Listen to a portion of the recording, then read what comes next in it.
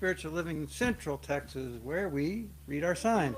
Think more expensively and live more joyously. And a special thank you to Glenda for a very lovely meditation. I was zoning out in the back there, so that was good. So yay God for that. Let's start by saying our opening affirmation, which is on top of page 4, and we'll read this together to come together in consciousness. And it says, "We believe that there is an infinite power and wisdom that creates everything. We are expressions of the same power and wisdom. The thoughts, beliefs, and expectations we entertain with the most energy become our experience of life. When we change our energy and our attention, our experience changes to match." And this week we are celebrating the birth of Gene Thompson on Tuesday. So yay, Gene, for that. Yeah. And today we're celebrating Burl Ives, Junior Walker, who was a great rhythm and blues. And maybe you don't have to celebrate, but he who must not be named was born today. Alan White, who's a great drummer for Yes for many years. I believe he subbed it. He kind of had a stint in the Who for a while. David Bowie and different people. Marcus Miller, another great bass player, studio guy. Boy George, Steffi Graf, who could hit a ball very hard, and Yasmin Bleeth, who's an actress. The books for the book study were due. They said they're coming on Friday. So I thought, oh great, we'll have them for Sunday. And then guess what? They're delayed till next Wednesday. So allegedly we will have them next week. So, but that will start a week or so after we get the books. So keep an eye out for that, and it'll be on Zoom. And I'd like to invite Glenda to come up and do an opening reading and treatment. Yay!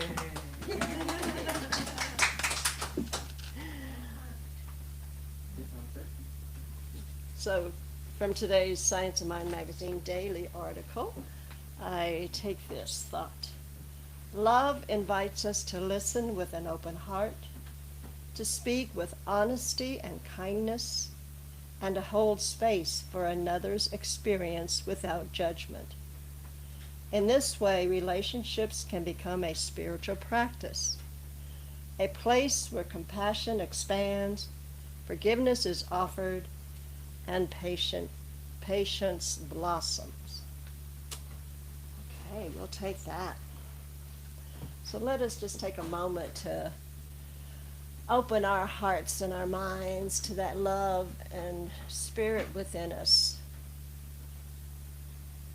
that goodness of life that flows through every cell and fiber of our beingness, allowing us to be open and receptive right now to the influx of the divine that is always circulating, always flowing, always guiding us when we but listen. And so we tune our inner ear into that guidance, that wisdom that allows us to experience the goodness of life. For we know that there is one power, one presence, one infinite intelligence that creates and governs this whole universe. And we are in awe. We are in gratitude as we allow this experience and this guidance to direct us to our greater good. And so with grateful hearts, I know that we open up ourselves to an even greater experience of living. And so we allow this. We are open to the music and the message today that is here for us. A gift, a true gift that we recognize and that we open up to. And so I give thanks for all this and so much more as we allow this day to unfold in divine right order. And so it is. So this morning we have Jennifer Jackson. Yay! Yay!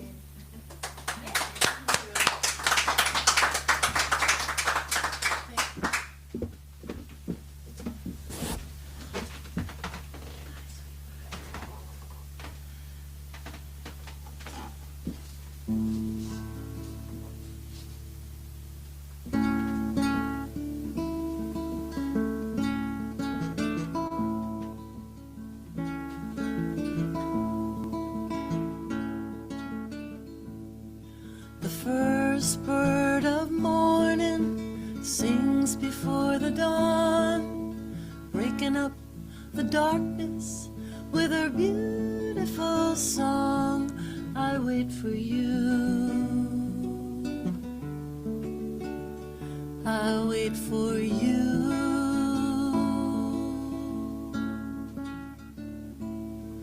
Her melody is simple, true and very strong, guiding in the daybreak with her beautiful song. I wait for you. I wait for you.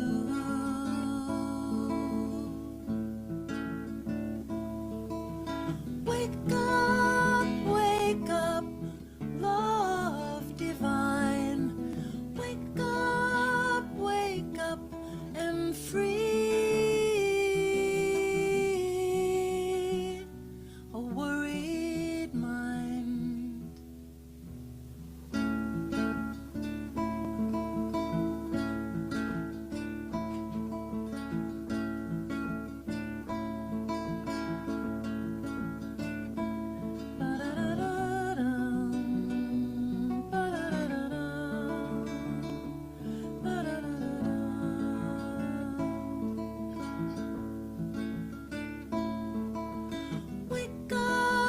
Wake up, love divine. Wake up and free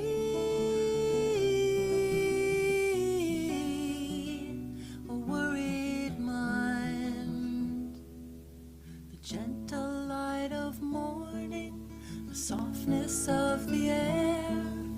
You said just look for me and I'll be there. I wait for you.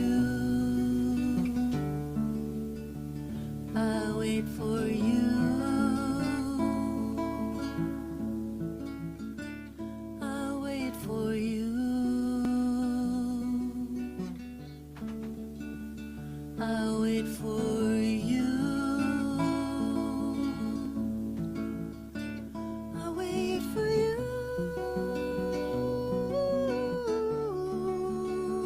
I wait for you.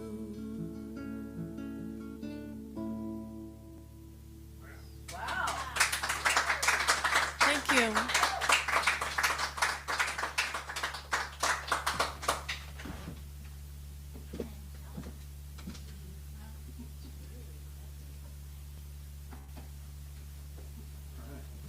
All right, thank you, Jennifer. All right.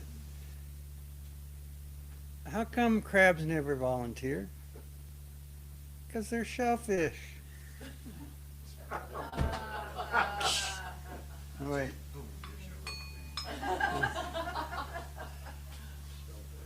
I am such a good navigator that a Waymo pulled me over and asked me for directions. Yeah.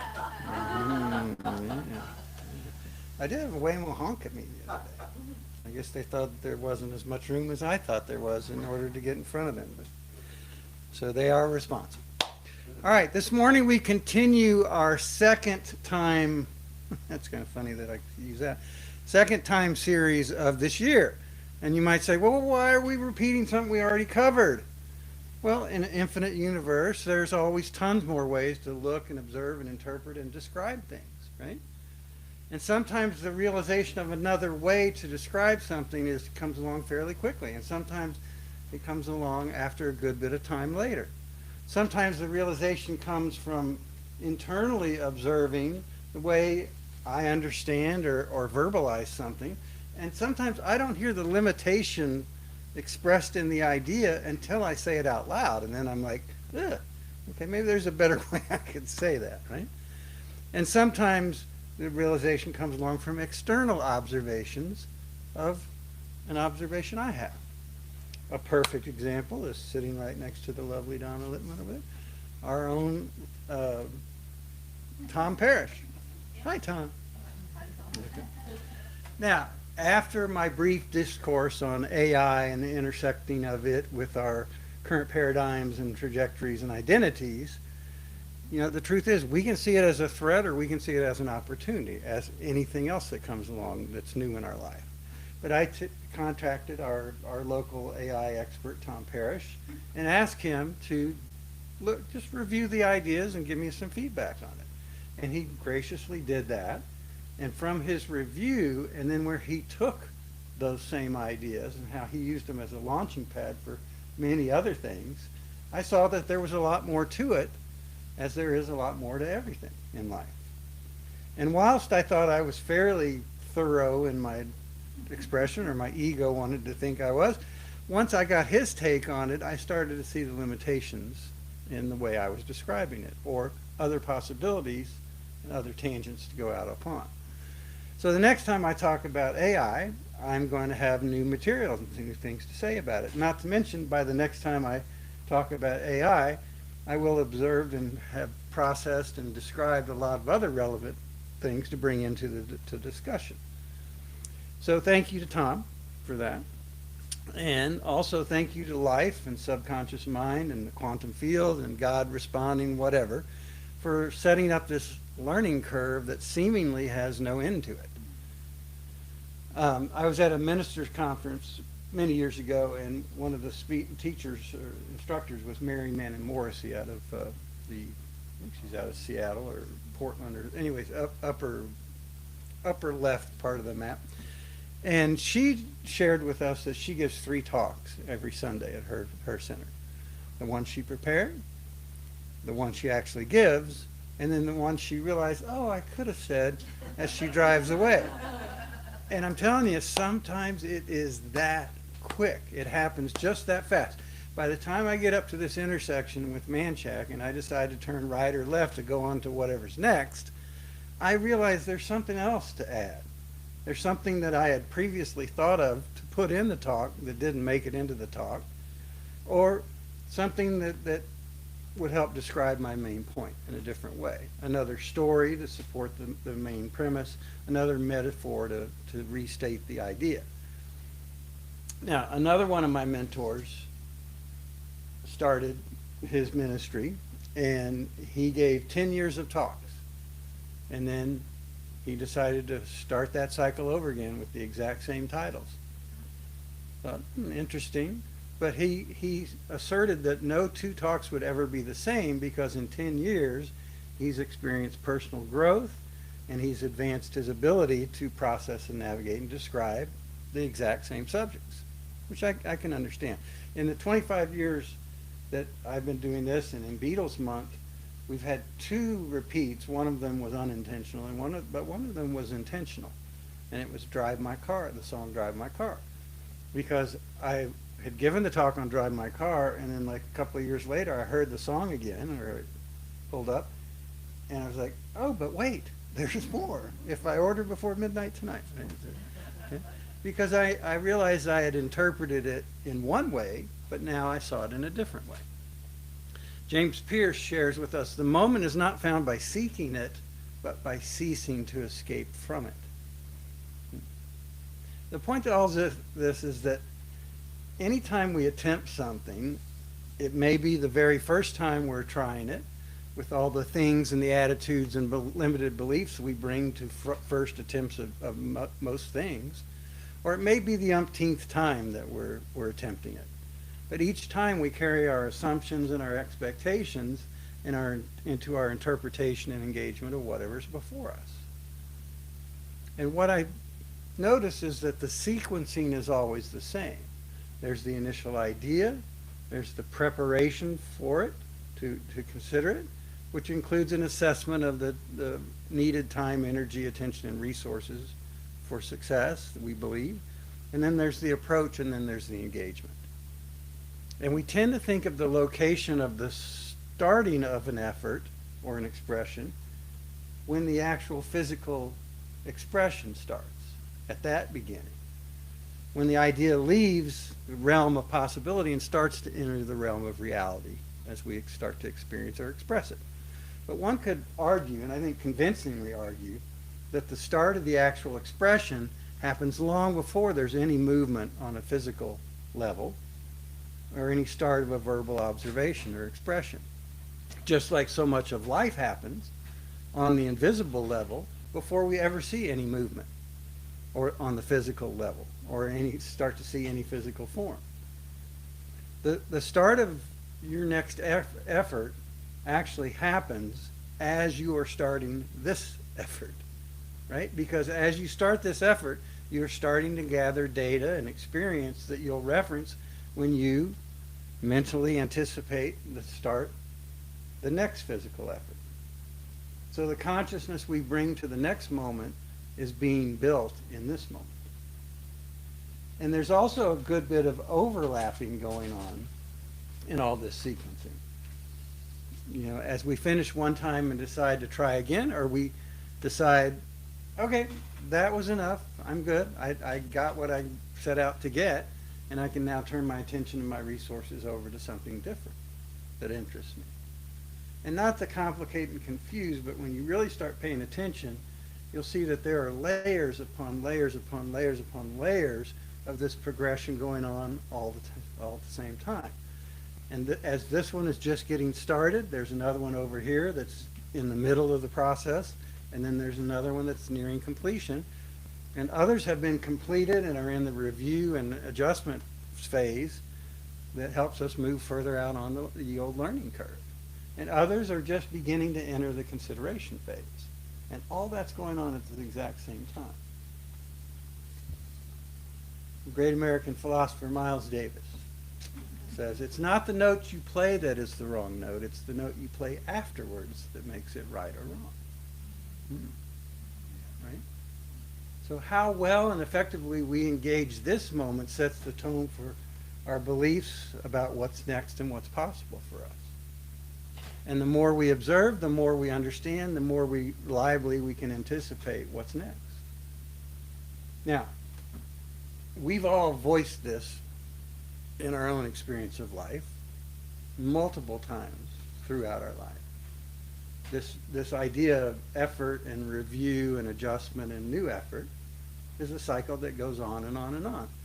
We say things like, you know, next time I'll do better. Yeah. Or next time I won't react that way. Next time I won't do it that way, because now I know there's a better way. Next time I'll speak up or I'll intervene sooner. But often we'll be in the middle of, or we'll complete an effort and have the realization that, man, I know there's more to me than that. I know there is. So I want you to affirm something, but I know a lot of times we just say, affirm this, and I say it, and you rattle it back to me, and it's like, okay, great. And I want to take a moment and just pause and get a little more present and allow yourself to allow this idea to sink in a little deeper. Okay? And it's in your notes, but there's some typos in it, but that's life in the publishing world, right? All right. I know there's a better way. And I now find it and express it. See, the first thing is knowing there's another possibility. And in an infinite universe, I don't care how long something's been or hasn't been, there's always another way. There's always a new opportunity. But it's not just knowing it's there, it's knowing that I, in my current state of affairs, my current level of awareness and understanding, now, it's not that I can find it, I will find it. It's first person. It's like I now find it, and I start to express it the best I can with what I got going on at this moment. Okay? When we say next time, we are confirming the idea that life reminds us we're never completely done learning and growing and trying new things. Even when we're done with this mortal coil and this plane of existence, I believe there's something after it. What is it? I don't know. Haven't been there yet.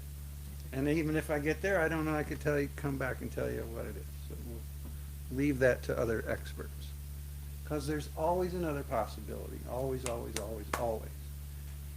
And next time usually isn't that much different. But what's different is we're different as we approach and engage the next time. Because we've gathered data and experience, or we've observed other people doing what we're trying to do and say, that's a better way. Oh, I see how that works more efficiently. And it's all just part of our personal and spiritual growth and awareness and understanding. Now, sometimes the next time is not the greatest thing in the world, and we're like, oh my God, not this again. Now, that can be collectively or individually. Yes? Yeah. So when we repeatedly confront some kind of limited idea, it can seem as though our progress is being elusive. But upon each review, and we're offered the opportunity to grow beyond the level of belief that was cause to that effect. And if the effect is similar, guess what? The cause is similar. And one of the great things that we do here with our spiritual mind treatment is we are busy creating a new cause, creating a new identity, and infusing that with energy to make it vibrant and present tense beneficial to us. Present tense beneficial. Okay. Anyway, that's what he said. So we're presented with the opportunity to re-identify ourselves and draw more upon the divine within us, which Jennifer was just singing about. Right? One of the most common quotes that you'll find from Ernest Holmes, if you ask the AI, is that he says, change your thinking, change your life. Right? Now, that idea in and of itself is not that unique from many other truth teachings and wisdom things going back. But it is the idea presented very succinctly and very clearly. Because that's the way life is set up. We change our thinking, we change our experience. Why? How? I don't know, man. It just seems to be the way it's set up. Okay? And it's the same for everybody, everywhere, every time. What we identify with, what we believe about ourselves in life, what we embody and what we feel with conviction, what we're assured of, or what we're intent of, whatever that word is I'm looking for, becomes the atmosphere through which we experience life.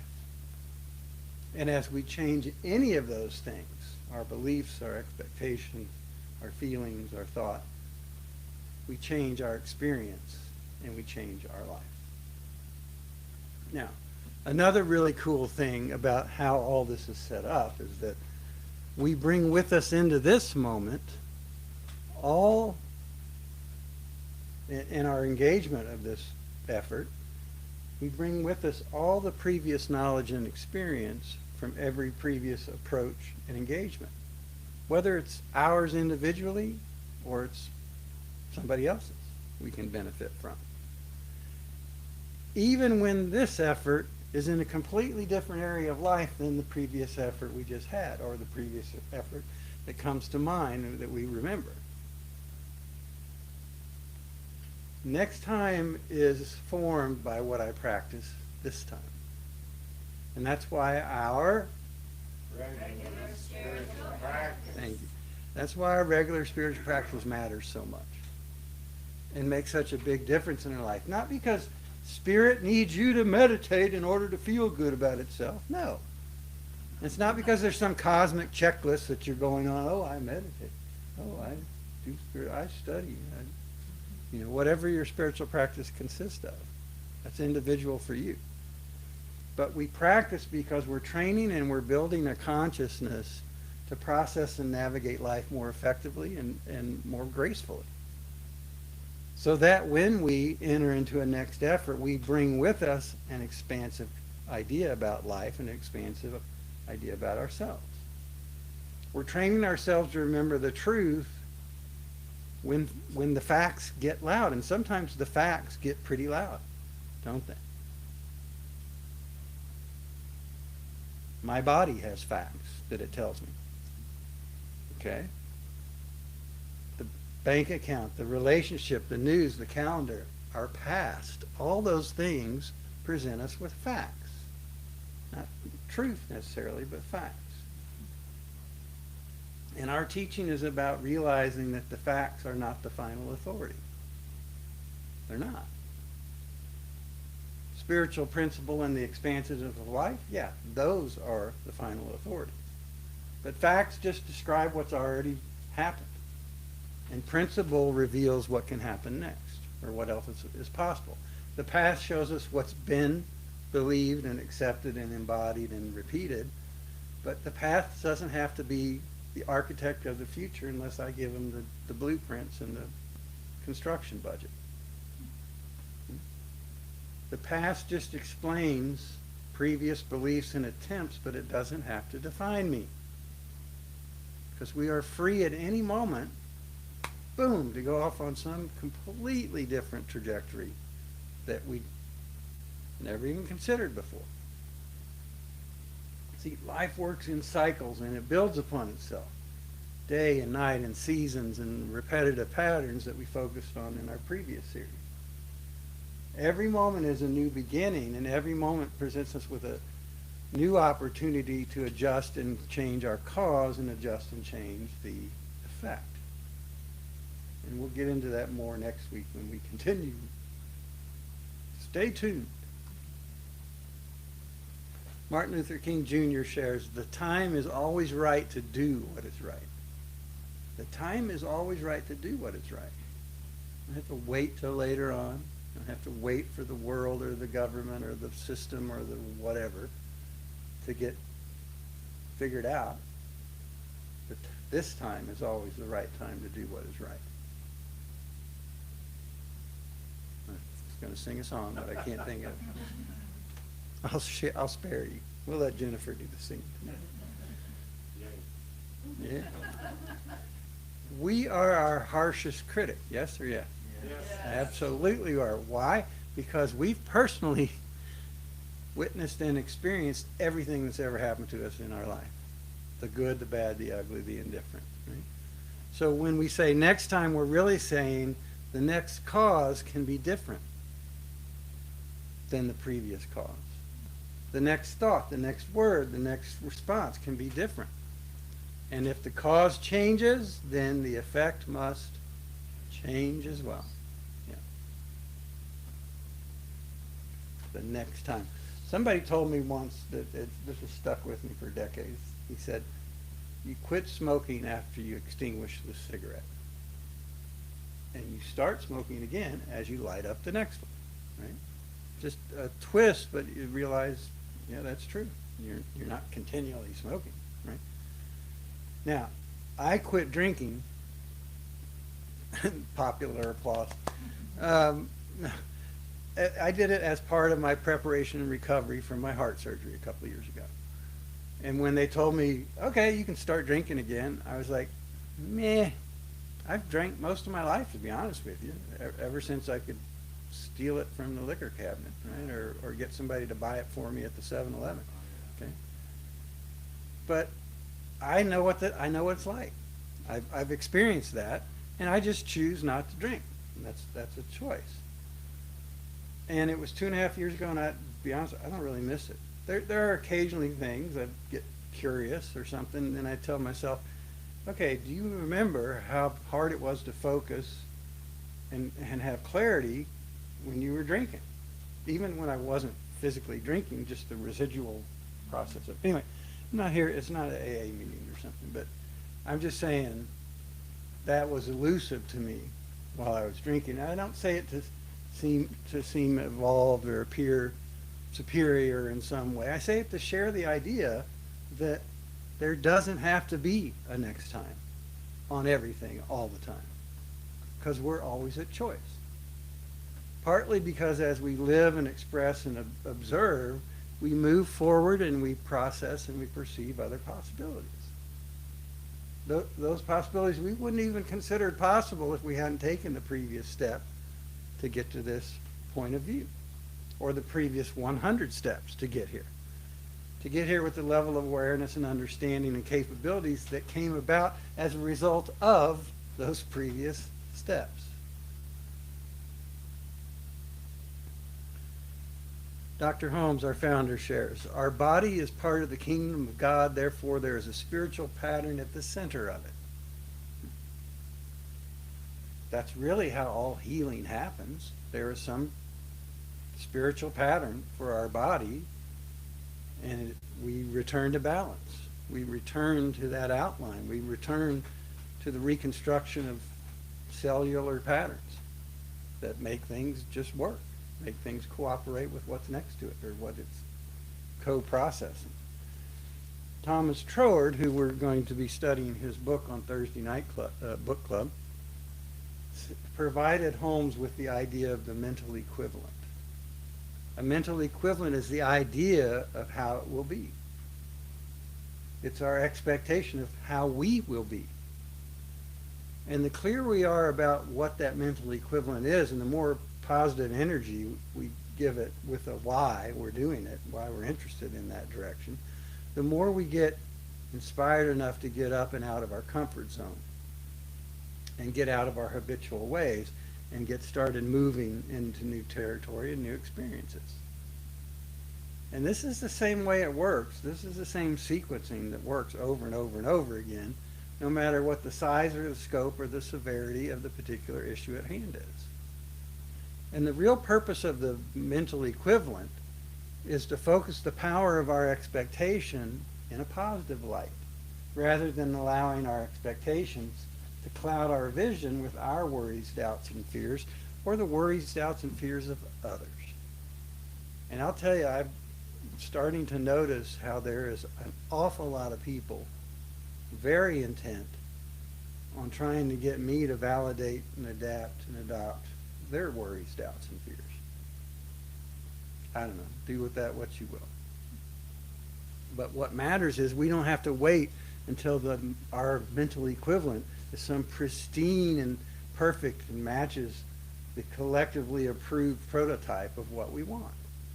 We just have to get clear enough with it for us to say, yeah, that's it. Good. Or that's close enough to it to let me move in that direction and start doing something about it. So since mental equivalent, the quantum field, God responding, subconscious mind, whatever you want to use to describe it, since that is so powerful, why isn't it perfect every single time? And the truth is, it is every single time, but it's perfect according to our level of belief and acceptance. Because whilst we are doing this effort, this time, this expression with all the variables of our motivation, our energetic level of participation and involvement, we are still tending to operate from our previous paradigm, our previous identity, our previous history, whether that history is individual or collective. Because we're flavoring this effort with our worries, doubts, and fears from before that we've chosen to bring with us into this effort. It's a choice. But that always become more prevalent in our attention as we start to move outside our comfort zone. Try something new. Try something a little further, a little different. Holmes goes on, he shares, we are subject to the past, but not in any predetermined sense. For no matter what happened yesterday, we can change its sequence today. That's freedom.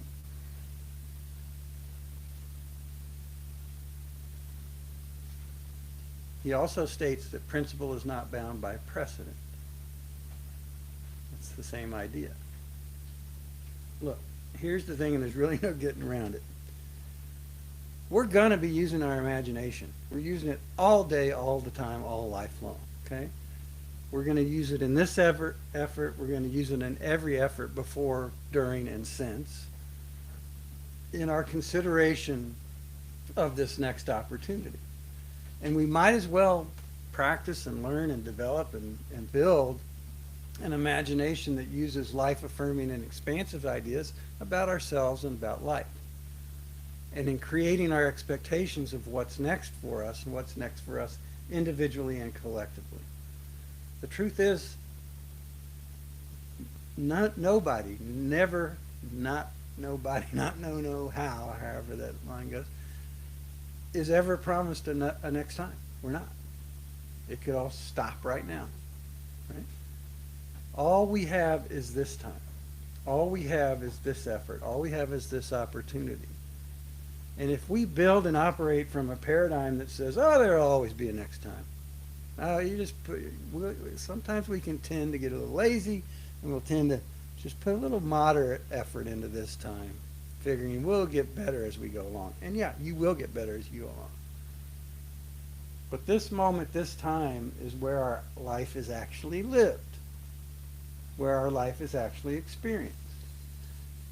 This moment, this time, is where our course correction begins that affects our trajectory of where this effort will push us, where we will find ourselves during and after this effort. And this time is the time that matters most, as we have been, we are, and we will always be provided with all the means necessary for the complete fulfillment of our life, of our learning, of our progress, our growth, our evolution. This time is the most beautiful and significant time of all time. It is beautiful, it is wonderful, it is magical, just as all of you are. And it's not only where we are, it is where we grow from here. And so it is now.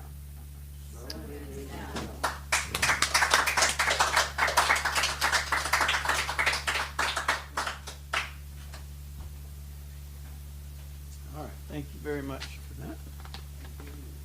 Let's look at our weekly affirmation, which is on the top of page 6 in your programs. It's on the little cards by the front door as you leave. And let's say this together. And it says, my expectations as I start the next attempt at something is flavored by my previous experiences, those in this area and in other areas, also those of other people. The possibility of my success is not limited by precedents, and I draw upon the infinite everywhere all the time. All right. So let's give ourselves the gift of our good attention. Maybe take a deep breath or two, or close your eyes, or reposition your physical form, and just get a little more present, a little more aware in this moment. This is where we are living our life. This is where we are always living our life. And while the circumstances and the location and the participants can change and for a multitude of reasons, by our choice or by other choice, life is being lived in this moment. Always has been, always will be. So we realize that the moment that matters is now. The effort that matters, the experience that we're trying to go for, is whatever we're giving our energy and attention to now. And yes, this experience is influenced by all of our previous experience, influenced by all those around us. But the truth is, we are always open to something greater when we do the things and believe the things and keep the activities going that keep us open and available to it. Greater possibility is in this moment, just as greater possibility is in every moment, when we take the time to focus upon it and make it prevalent in our engagement, in our interactions, in our reactions. Our success is not limited by what has happened before. Yes, we can build upon it. Yes, we can sequence what worked, learn what didn't work, subtract it, learn what does work, and multiply it. And it can be learning from ourselves, or it can be learning from those around us. But the learning is still available, and the adjustment is still available. and the course correction is still available. And we draw upon the infinite within us more and more.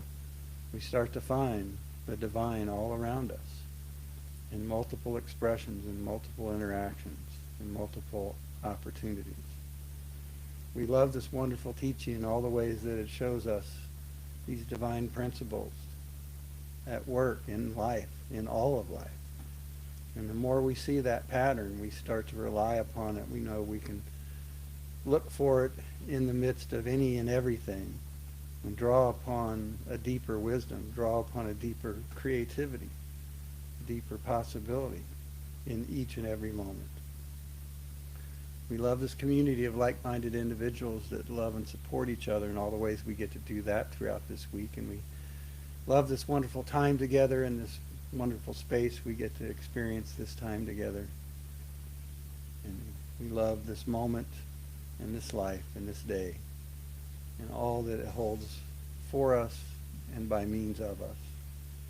We can push it forward, we can push and evolve our life and what we're contributing to the collective mix in beautiful and wonderful and expansive ways. We love all this, and we deeply appreciate and celebrate the changes that have begun, that have started, and that continue on as we leave here from the good work we've done together this morning. Loving it all, we release it completely as we say together. And so it is now. All right.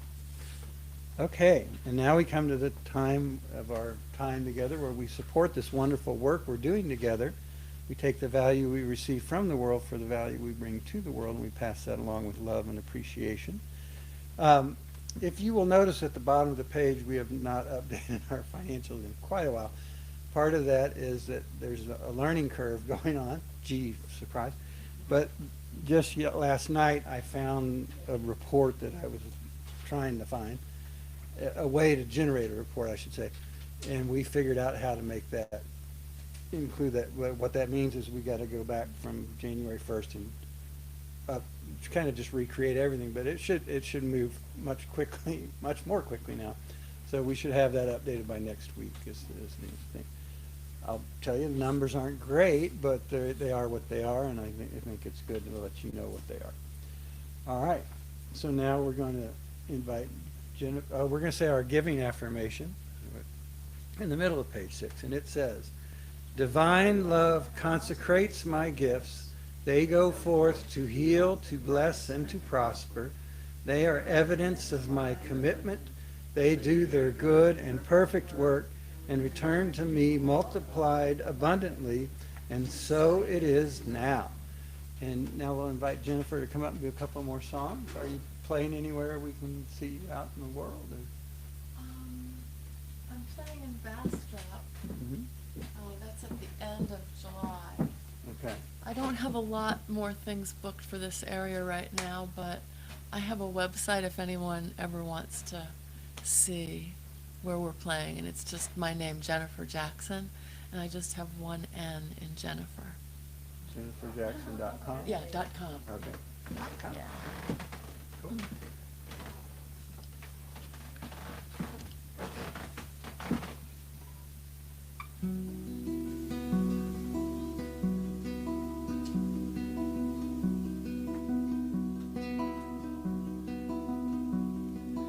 Only talk to me of the beauty that you feel and the song you hear that is real.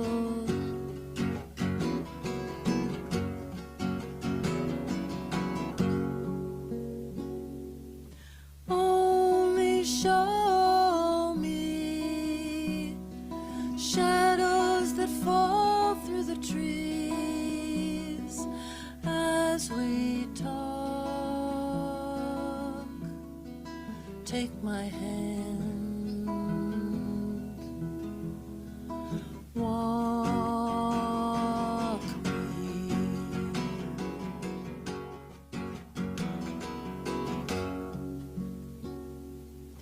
All of the jasmine is blue.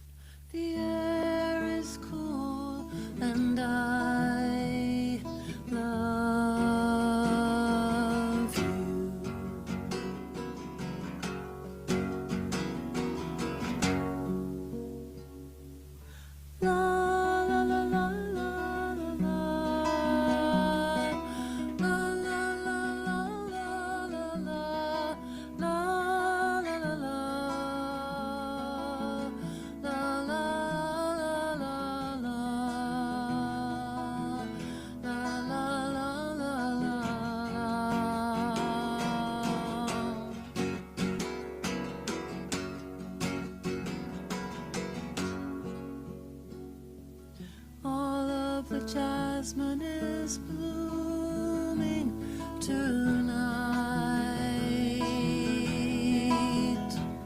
The rain has stopped, the air is cool, and I love you. Only take me into the night where every breath is sweet. Lean to me, lean to me.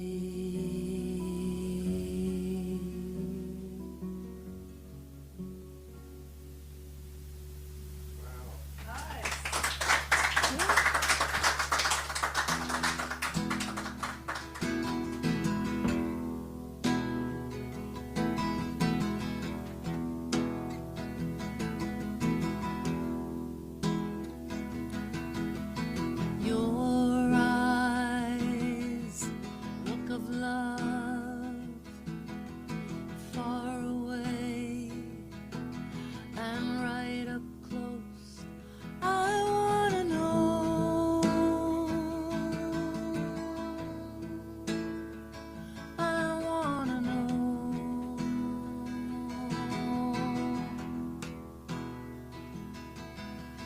Your voice, talk of love, things to pass and things to come. I wanna know. I wanna know.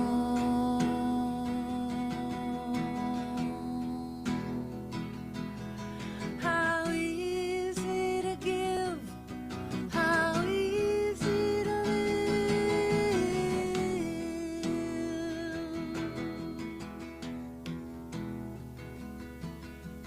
Highway, miles and miles, one straight line, one endless sky. I wanna know.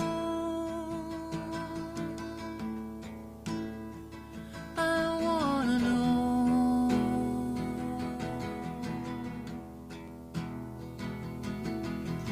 Moonlight through the trees, summer night, warm, warm breeze. I wanna know. I wanna know.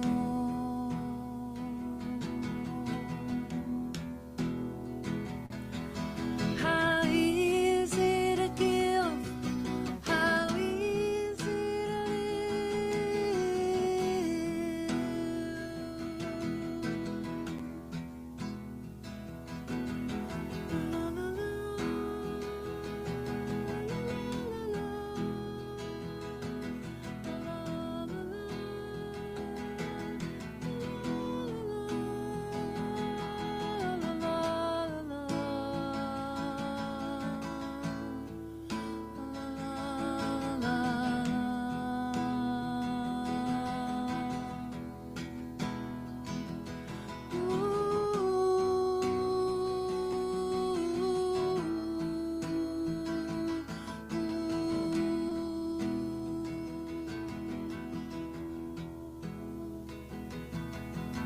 inside, the way you feel, cutting through to what is real. I wanna know. I wanna know.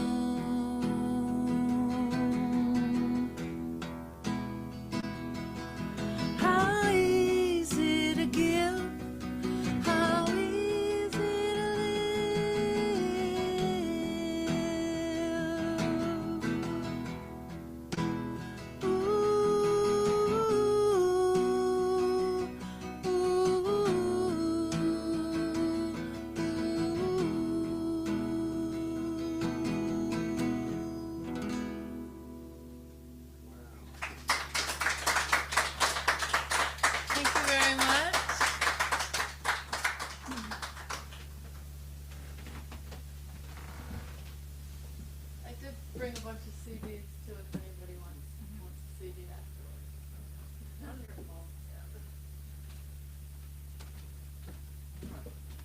Jennifer?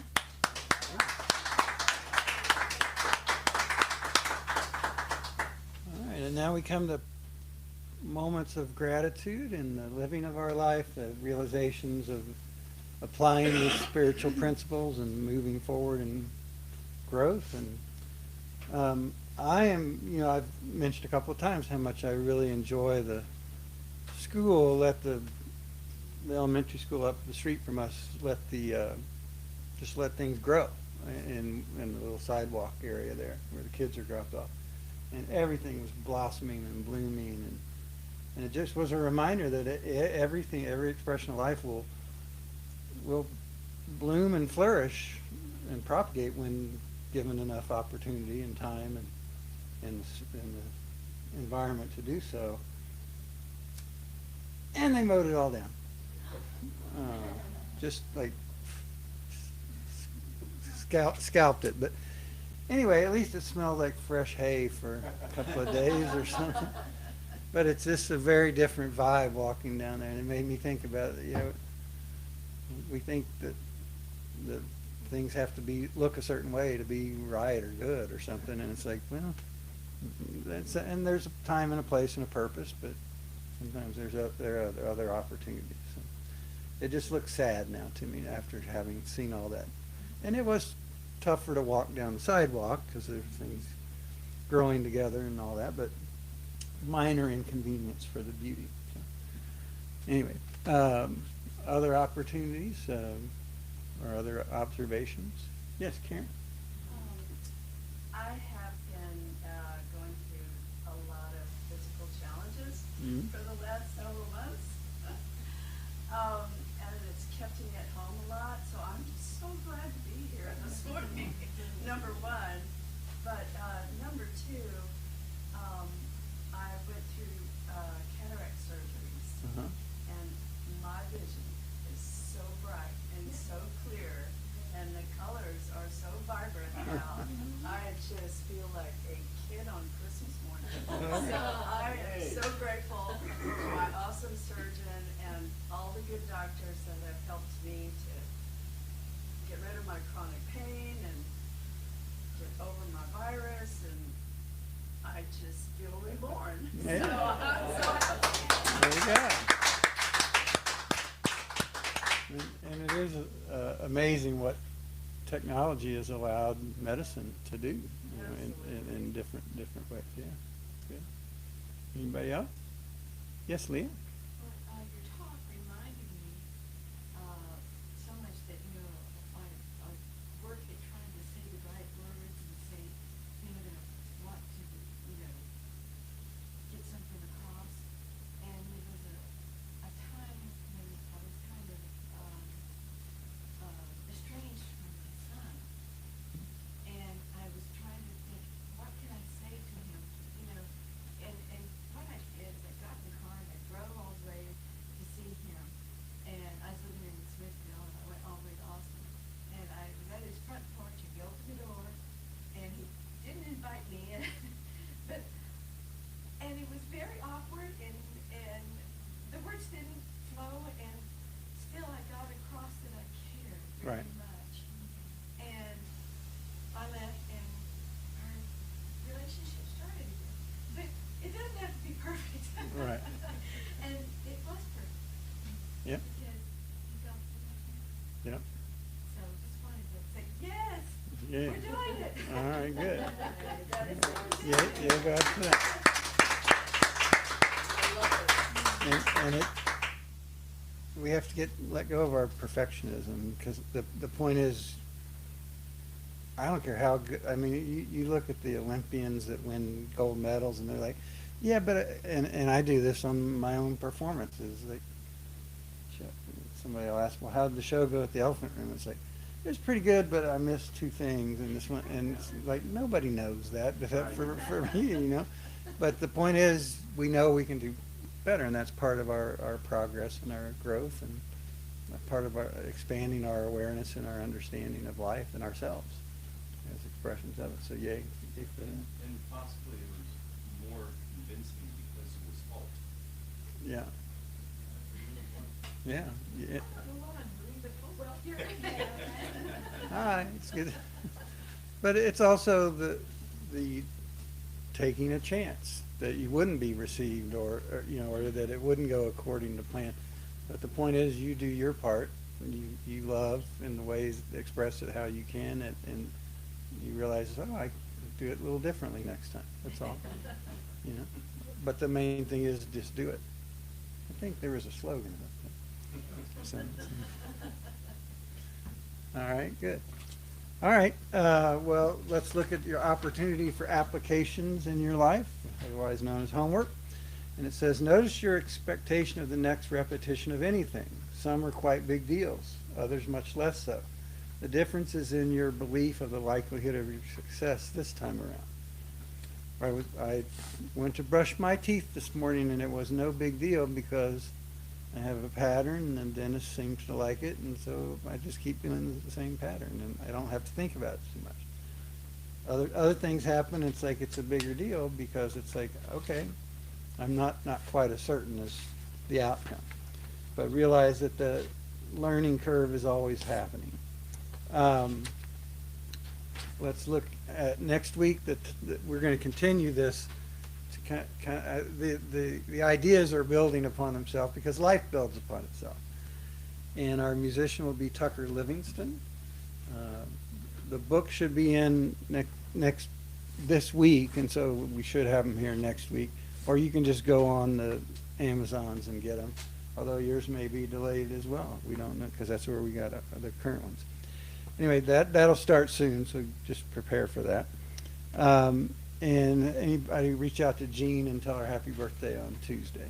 Be a good thing. And I noticed that Laura Graff's birthday is tomorrow, so we'll say happy birthday to her as well. All right, let's say our closing affirmation. Oh, wait, we still have 2 minutes. What shall we do with ourselves? Let's go to lunch early. How about that? All right. Yeah, we're ready to get out of here. Let's read our closing affirmation together and enjoy this. It says, I am an expression of infinite, divine, creative intelligence. Knowing a joyful serenity awaits my recognition and acceptance, I take this moment to deepen my understanding that I am perfect, whole, complete, and dynamic. My soul is forever established in life, love, light, power, peace, beauty, and joy. I lift my eyes to the divine in me, in those around me, and in all of life. I walk out into the world with an uplifted heart and a mind open to the infinite creativity of all life. And so it is now. It's time. All right, thank you very much. We will see you next time. Enjoy. Thank you. Thank you all.